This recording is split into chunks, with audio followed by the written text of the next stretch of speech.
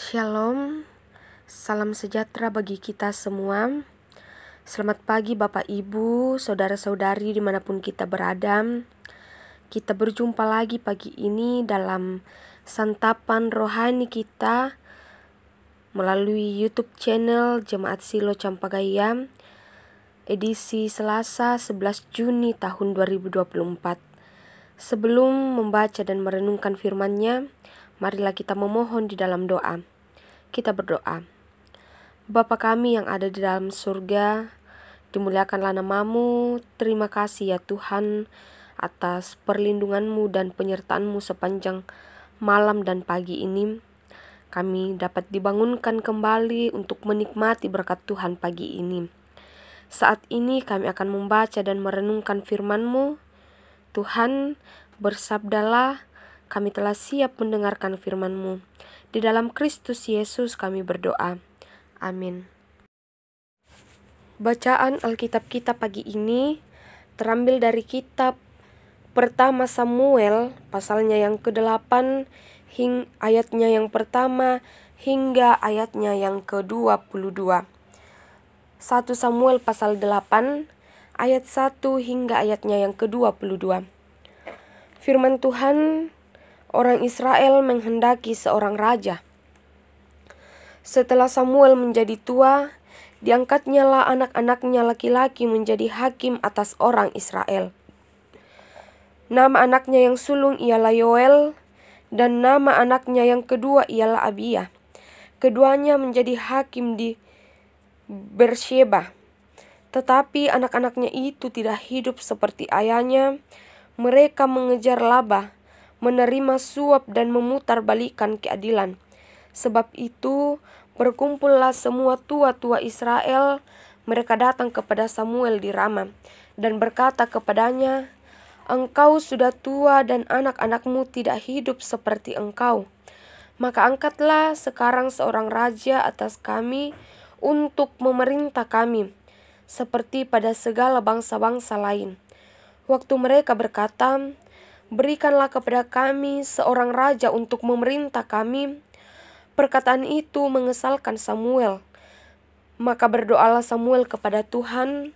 Tuhan berfirman kepada Samuel, "Dengarkanlah perkataan bangsa itu dalam segala hal yang dikatakan mereka kepadamu. Sebab bukan engkau yang mereka tolak, tetapi akulah yang mereka tolak, supaya jangan aku menjadi raja atas mereka.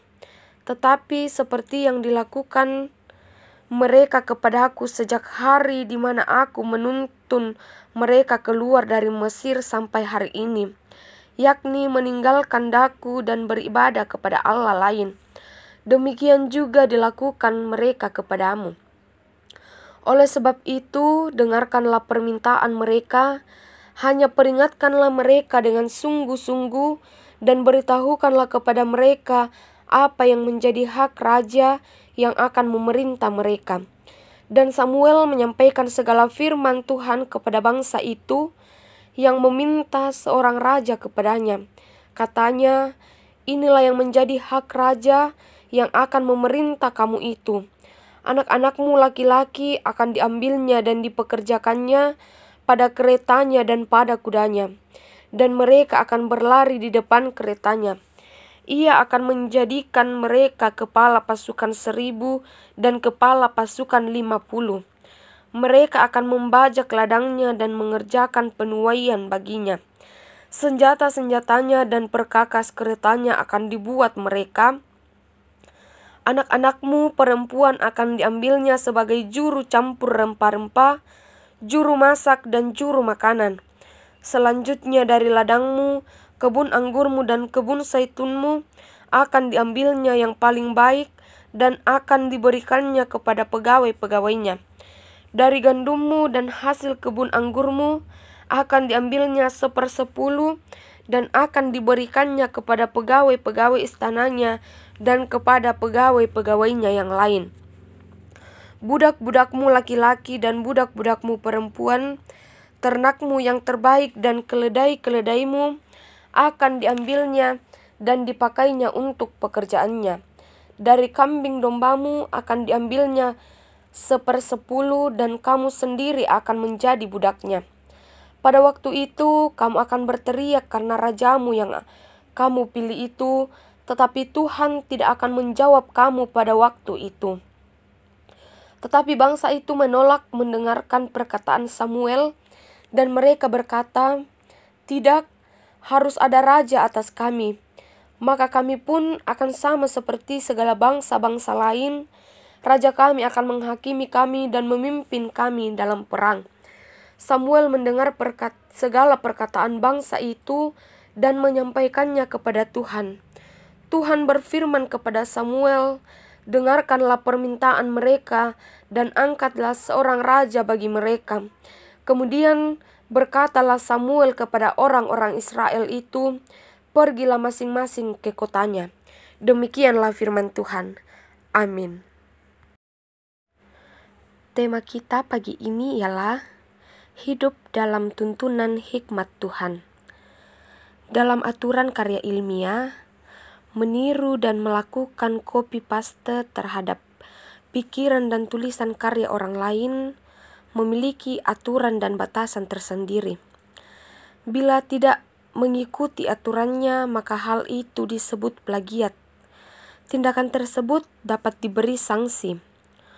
Orang Israel tergoda meniru bangsa lain di sekitarnya yang sistem pemerintahannya dipimpin seorang raja.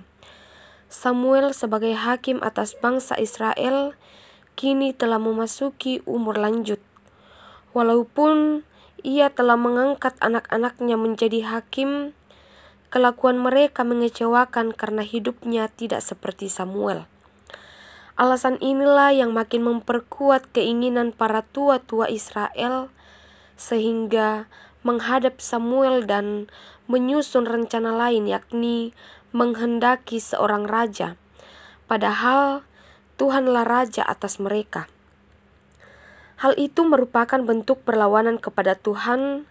Samuel kecewa, ia berdoa dan Tuhan memberikan petunjuk kepadanya. Samuel menjelaskan kepada tua-tua Israel tentang resiko yang mereka akan alami jika mereka meminta seorang raja. Namun, mereka bersikeras dan mendesak Samuel mengangkat seorang raja. Karena mereka berpikir akan lebih aman jika dipimpin seorang raja, mereka mengabaikan petunjuk Tuhan melalui Samuel. Bapak, Ibu, saudara-saudari yang terkasih, meniru adalah salah satu sifat manusia. Meniru tidaklah selalu salah apabila disertai dengan pertimbangan yang matang. Agar kita memiliki pertimbangan yang baik, dibutuhkan kesiapan mendengar suara Tuhan yang adalah sumber hikmat yang benar. Sikap seperti itu melahirkan hidup beriman yang benar. Sangatlah penting mengandalkan hikmat dan petunjuk dari Tuhan dalam melakukan apapun. Orang yang mengandalkan hikmat Tuhan pastilah akan dituntun pada jalan yang benar. Amin.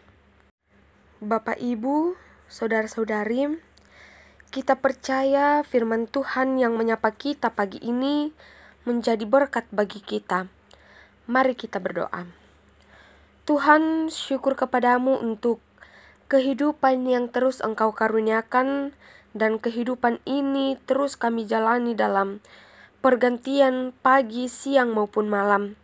Kami terus berjalan dan melakukan setiap tanggung jawab kami masing-masing. Dengan berjalannya waktu yang kami lalui ini, telah Engkau karuniakan pertambahan usia kepada segenap orang tua saudara-saudari kami. Kiranya mereka terus sehat dan berlimpah berkat seturut dengan apa yang mereka rindukan. Tuhan, demikian juga kami, berkat-Mu mengalir kepada kami seturut dengan kehendak-Mu, dan kiranya dalam menjalani setiap hari-hari ini, kami selalu sadar bahwa Tuhanlah yang patut dimuliakan dalam semuanya itu. Sehingga firman-Mu pada pagi ini dapat menjadi pedoman bagi setiap langkah kaki kami dan di dalam seluruh langkah kehidupan kami. Hari ini kami akan jalani setiap aktivitas kami Biarlah kami selalu taat pada firman-Mu dan dalam semua yang kami lakukan, baik dalam pekerjaan, usaha-usaha yang ditekuni, pendidikan, pertumbuhan anak-anak dan cucu, segala perjuangan anak-anak Tuhan, bahkan orang-orang tua kami dalam lanjut usia. Kiranya semua Tuhan, kami mendapat kasih sayang-Mu dan buat kami berhasil. Kalaupun ada hal-hal yang mendukakan, hal-hal yang membuat kami bergumul, terluka, Tuhan, kuatkan kami menghadapi dan melaluinya.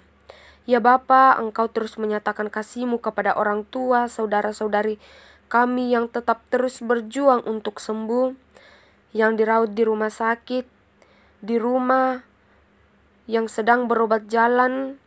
Mereka rindu jamahan Tuhan dan biarlah mereka sembuh pada saatnya. Semua keluarga kami dimanapun berada Tuhan, lindungi mereka, lindungi kami bersama, bahkan biarlah kami boleh menjadi berkat bagi sesama kami dimanapun kami berada. Terima kasih Bapa di sorga, terpujilah Engkau selalu. Ini kami yang datang berdoa dan bermohon kepadamu, dalam nama Yesus Kristus, Tuhan, haleluya, amin. Bapak, Ibu, saudara-saudari, jalani hari ini dan selalu bersyukur di dalam setiap segala hal. Selamat beraktivitas, Tuhan Yesus memberkati.